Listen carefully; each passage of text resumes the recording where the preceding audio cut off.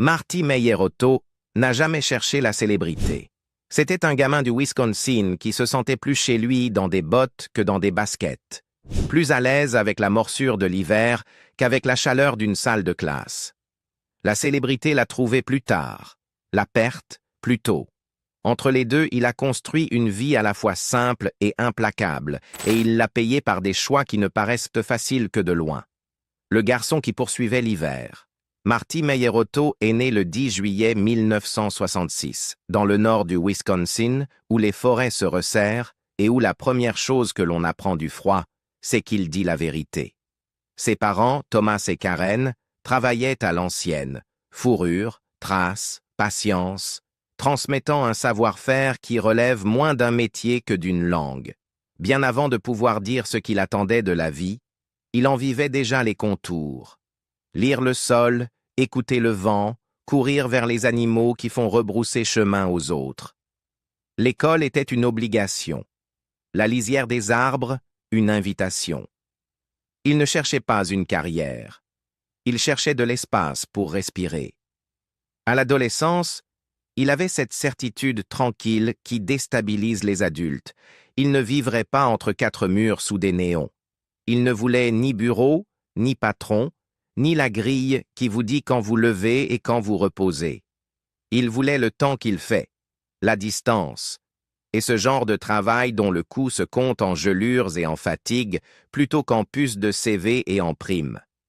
Il a appris à lire les signes dans la neige, comme d'autres enfants apprennent à lire un paragraphe, et la première carte à laquelle il a fait confiance était une ligne de piège dans sa tête. En 1985, à 19 ans, il entassa tout ce qu'il possédait dans un vieux camion et prit la route du Nord avec son frère Jeff. Pas pour l'université, pas pour une promesse de travail stable, pour l'Alaska. Ils avaient prévu une saison. La Terre en décida autrement. Son immensité fait quelque chose aux hommes qui se croient déjà durs. Elle les démultiplie ou elle les brise. Les premiers jours de Marty là-bas n'avaient rien d'une carte postale. Il dressa une tente dans un vent glacial, apprit que le silence peut être à la fois un abri et une menace, et compta ses repas d'après ce que la ligne de piège produisait et ce que le cours d'eau livrait. Il comprit vite que la liberté n'est pas l'absence de lutte, c'est la décision de porter la lutte qui correspond à votre âme. Il prit des petits boulots parce que les rêves coûtent de l'argent et que l'Alaska se paie au prix fort. Des heures de gardiennage à Fairbanks, l'exploitation forestière quand il y en avait, le bâtiment chaque fois qu'une équipe avait besoin d'un dos de plus. Chaque dollar disponible allait non pas au confort, mais à la capacité. Un piège de plus, une meilleure tente, une lame de scie capable de survivre à un hiver. Il n'attendit pas que les conditions s'améliorent, il apprit à fonctionner là où elles ne le font pas. Puis il abattit des troncs et monta une petite cabane, parce que la chaleur n'est pas un luxe à -40. C'est la différence entre « j'essaierai de nouveau demain » et « quelqu'un me retrouvera au printemps ». Ce qu'il a construit là-bas n'était pas qu'un abri. C'était un plaidoyer contre le monde qu'il avait laissé derrière lui. Il existe une autre manière de vivre, et si elle fait mal, c'est ainsi que l'on sait qu'elle est réelle.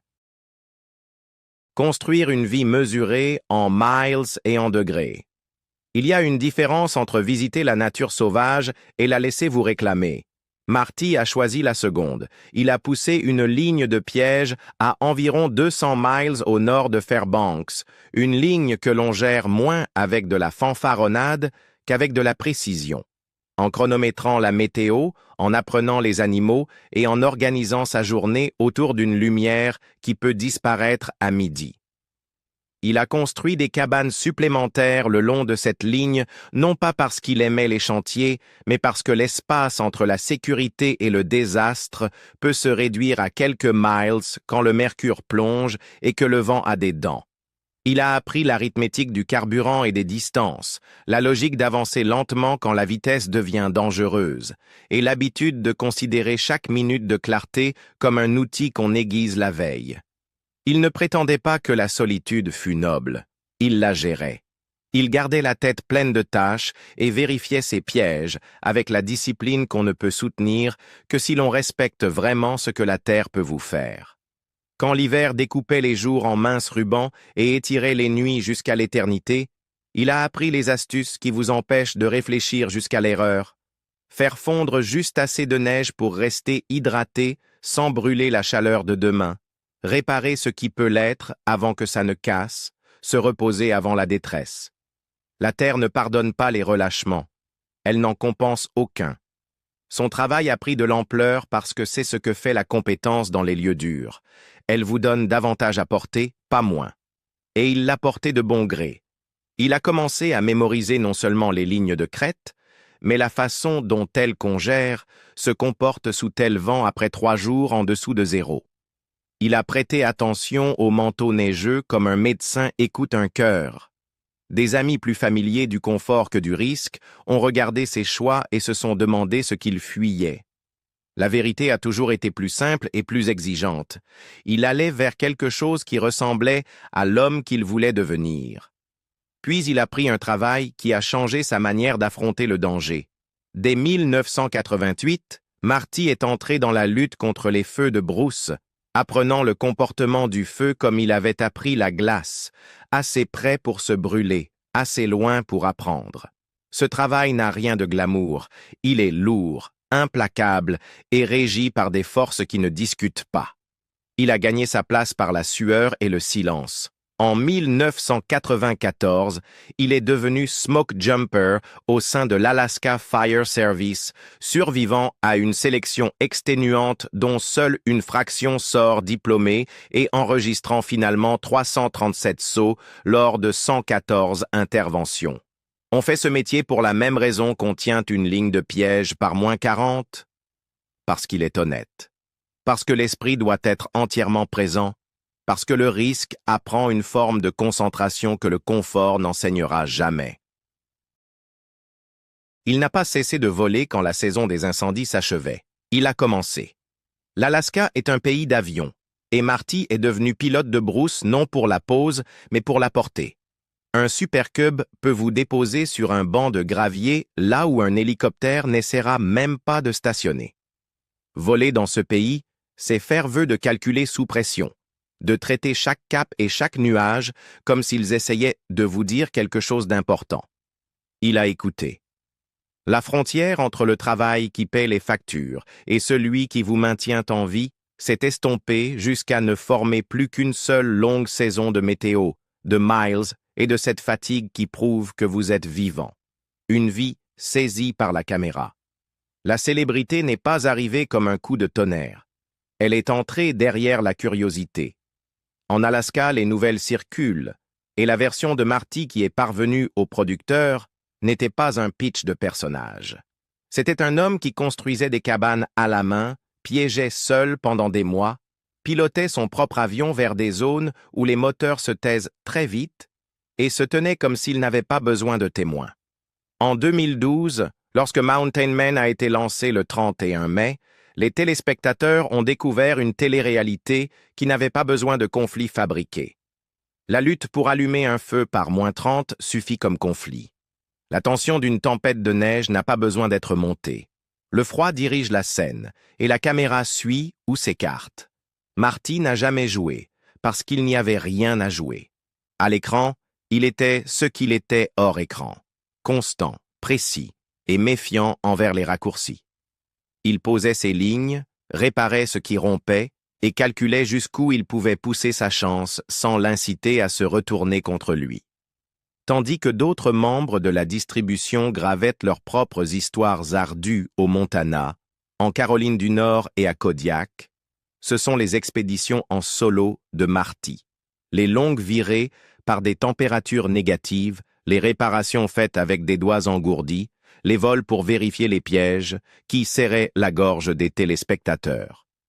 Il offrait au public un aperçu d'une vie à la fois ordinaire et extrême quand on est celui qui la vit.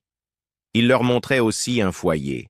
Avec sa femme, Dominique, il a transformé un pays rude en un univers privé qui avait du sens. Leur fille, Noah Jane, a rendu les enjeux tangibles. Ce n'était pas un homme jouant au montagnard, C'était un père construisant une vie qui apprendrait à son enfant à quoi ressemble la compétence quand les conditions ne laissent aucun choix. Il lui a appris à aider sur la ligne, à conduire une motoneige avec discernement plutôt qu'avec bravade, à sentir la différence entre la peur qu'on écoute et la peur qu'on combat. L'émission a donné au monde à voir cette fierté sans fanfaronnade, et un public s'est rassemblé non seulement autour du travail, mais autour des valeurs qui le rendaient possible. Les dangers n'ont jamais été décoratifs. Un jour, en plein vol dans un petit avion de brousse au-dessus d'une portion déserte de l'Alaska, l'appareil est parti soudainement en piqué. Sans avertissement, sans mayday, sans personne à appeler, seulement la gravité et le temps. Marty a stabilisé l'avion, l'a posé où il a pu, puis a résolu la suite des problèmes avec l'urgence calme d'un homme qui sait que le seul secours à venir est celui qu'il peut construire de ses mains. Bloqué sans équipement adéquat, il a passé la nuit dans une cabane isolée, rationnant calories et chaleur, comme un homme qui sait exactement ce que le thermomètre peut faire à un corps humain. Lorsqu'il a reporté davantage de ses déplacements hivernaux sur les motoneiges, il a appris une autre limite dure. Sans au moins 4 pouces de neige, l'échangeur thermique chauffe trop et la machine se cuit elle-même. Il s'arrêtait en cours de trajet, tassait des poignées de neige contre celui-ci et repartait. C'est la différence entre le drame et la discipline. Le drame veut des applaudissements. La discipline veut demain. En 2013, il a accueilli l'écrivain Bill Ivy durant un hiver alaskien qui punissait l'impatience. Ivy s'est perdu dans les fourrés et un froid capable de transformer votre souffle en erreur. Il a réussi à allumer un feu, Marty l'a retrouvé, et la règle simple de Dominique, ne jamais quitter la cabane sans un briquet et du papier, a pris l'autorité que seule la réalité confère. Cet épisode tenait moins du récit de sauvetage que de la leçon. La compétence a l'air calme, et elle sauve des vies. Ce que la nature prend. La nature sauvage ne recouvre pas ses dettes en argent. Elle les prélève en temps et en amis. En 2017, Mountain Man a perdu plus qu'un membre de la distribution lorsque Preston Roberts est mort. Elle a perdu un maillon de la chaîne de ces hommes qui font du travail difficile une forme de bonté. Une tumeur inopérable au foie, un corps qui s'est éteint en quelques jours, et le silence soudain qui suit le départ d'un homme qui donne plus qu'il ne prend, cela a ébranlé la communauté parce que cela donnait un nom à une peur qu'ils portaient tous. Ici, la force n'est pas une garantie, et si l'on s'en va, ce sera rapide, et le travail laissé inachevé devra quand même être accompli. Marty n'est pas un homme prodigue de paroles, mais il a écrit un hommage qui a clairement dit ce que Preston représentait. La compétence et la générosité ne sont pas des qualités séparées chez des hommes comme lui. Il a contribué à la collecte qui, en 5 semaines, a réuni plus de 100 000 $ pour achever le toit sur lequel Preston travaillait pour sa famille. Rien de tout cela ne change le fait de la perte, cela change autre chose. La manière de porter ce qui reste. Le deuil s'abat autrement sur les hommes habitués à fonctionner sous pression. Il ne brise pas leur emploi du temps. Il brise leurs présupposés. Il rend la prochaine tempête de neige plus lourde, non parce que la neige est plus profonde, mais parce que vous comprenez mieux ce qui peut mal tourner et à quelle vitesse. Marty a connu d'autres frayeurs, des traces d'ours à Kodiak qui vous font peser 2 fois le pas suivant, des pannes mécaniques en plein blizzard qui transforment un itinéraire en point d'interrogation, une planche s'abattant sur l'épaule et le dos lors d'une réparation de cabane qui aurait pu mettre fin à une saison en un instant. Mais ce sont les funérailles qui ont fait bouger le sol. On commence à voir sa vie non comme une suite d'accomplissements, mais comme un ensemble de responsabilités. Ce que vous devez à ceux qui vous attendent. Ce que vous devez à l'enfant qui apprend à être courageux sans être imprudent. Il n'a jamais élevé la voix à propos des pressions extérieures, critiques qui abordent toute forme de piégeage, militant indifférent au fait qu'une pratique soit légale ou culturellement ancrée, téléspectateur persuadé que la télé-réalité est forcément scénarisée. Mais il a répondu à ce qui méritait réponse. Il piégeait dans le respect des règlements de l'Alaska sur les saisons et les espèces. Il choisissait un matériel conçu pour minimiser la souffrance. Il faisait le travail tel que la loi et sa conscience le permettaient. Puis il retournait à sa ligne, car argumenter n'est pas une compétence de survie. Écouter? Oui. Juger le prochain nuage? Oui. Savoir quand s'arrêter? Oui. Quand le deuil s'est installé comme une cicatrice, sa fille avait 13 ans, et le calcul, jadis compliqué, est devenu simple. Se mettre soi-même en danger est une chose. En est une autre de laisser une caméra transformer l'enfance de son enfant en contenu. Choisir le silence. En 2019, après 8 saisons de Mountain Men, Marty Mayerotto a dit aux téléspectateurs que c'en était fini pour lui. Il n'y a eu ni mise en scène, ni allusions énigmatiques. Il a dit l'essentiel. Il ne voulait pas que sa fille grandisse sous un objectif, apprenne à calibrer ses journées selon les besoins d'un épisode, ou regarde la vie qu'il aimait à travers le miroir d'un public. Il ne quittait pas la nature sauvage. Il quittait le bruit. Ce choix a fait l'effet d'un petit séisme pour ceux qui avaient bâti des rituels hebdomadaires autour de sa constance, mais pour l'homme qui mesurait le risque et la récompense depuis qu'il savait lire une trace, ce n'était qu'un calcul simple. Si vous êtes allongé sur votre lit de mort, vous ne penserez pas à l'argent ou à un titre. Vous penserez à ce que vous avez fait de votre vie et pour qui vous l'avez fait. Cette phrase n'était pas une figure de style. C'était une déclaration finale qui expliquait le verdict. Il n'a pas fait la tournée des talk-shows pour s'expliquer.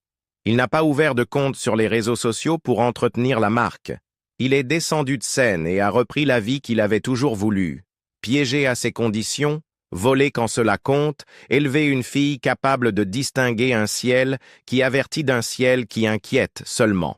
Dans une petite ville d'Alaska, loin des plannings de tournage et des tentations étranges d'une célébrité mineure, il a refait ce qu'il avait fait en 1985 avec un vieux camion et un plan qui tenait dans la boîte à gants. Il a choisi la terre. Pour les fans qui en voulèrent davantage, le silence avait des allures de mystère. Les rumeurs traquent toujours le silence parce que le silence ne répond pas. Mais ses proches savaient que rien de compliqué ne s'était produit. L'homme qui n'a jamais confondu attention et but a simplement cessé d'offrir au monde plus de sa vie privée qu'il ne pouvait se permettre de donner. Il ne fuyait pas les gros titres. Il courait vers un dîner en famille, un feu qu'on couvre pour l'aube, une leçon à transmettre à une jeune pilote en devenir, un nouveau tronçon de ligne qui demanderait plus de jugement que d'adrénaline. Les critiques ne disparaissent pas parce que les caméras s'en vont. Les débats sur les droits des animaux sont restés ce qu'ils sont, bruyants, moralisateurs et souvent aveugles au contexte. Et la question de savoir si une émission exagérait tel ou tel problème est restée insoluble pour ceux qui pensent que la télé-réalité ne dit jamais la vérité. Marty a répondu aux seules questions qui comptaient en vivant d'une manière qui rendait les réponses évidentes. Il respectait les lois, il traitait les animaux et la terre avec le respect dû par un professionnel, il gardait ses affirmations modestes et son travail exact. Ceux qui le comprenaient n'avaient pas besoin d'autres preuves. Ceux qui ne le comprenaient pas n'auraient de toute façon pas été convaincus par des mots. La tragédie qui plane sur son histoire n'est pas un rebondissement mélodramatique. Il n'est pas mort là-bas. Il a fait quelque chose de plus difficile. Il est parti alors que rester aurait été plus facile à bien des égards sur le papier. Il a tourné le dos à l'attention continue et à l'argent facile pour protéger le droit d'un enfant à grandir sans caméra, et il a accepté ce que cela coûte dans un monde qui se désintéresse de vous dès que vous cessez d'en faire une part de votre quotidien. Ce qui reste. Il existe une forme particulière de paix que l'on gagne en refusant de se trahir. Les années qui ont suivi son dernier épisode n'ont pas fait la une, et c'était voulu. Il a continué à piéger, parce que ce rythme le définit. Il a continué à voler, parce que l'Alaska parle une langue qui a du sens à 500 pieds et 40 nœuds. Il a continué à transmettre, parce qu'un savoir qui ne se transmet pas devient anecdotique. Il a montré à Noah comment décider comme un pilote apprend à le faire. Calmement, tôt, avec des marges. Il ne devait pas au monde des nouvelles. Il devait à sa famille sa présence. La différence entre ces deux obligations, c'est la différence entre être connu et être entier.